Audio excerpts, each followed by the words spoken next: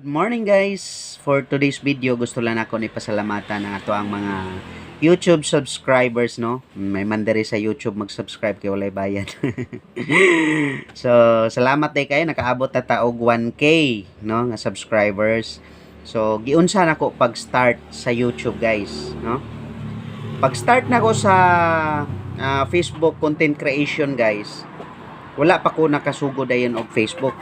Later on, na-realize na ko nga, what if, after na ko ma-post sa Facebook, ako pong i-post sa YouTube, no?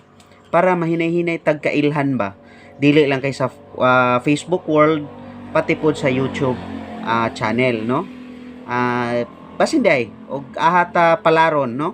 Sama sa ubang mga content creator nga nag kita na to sa Facebook, aduna pud na sila yung mga YouTube channel. So, ang nakanindot man gud guys, no?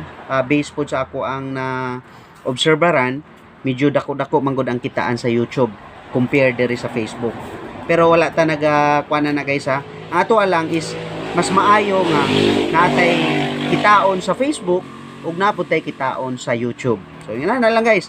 After ninyo ma-post ang inyo ang content, video or reels dito sa Facebook, before nyo i-delete, inyo na po nang i-upload dito sa YouTube para murag kuan siya ba, hitting two birds in one stone, no? One content for two platform.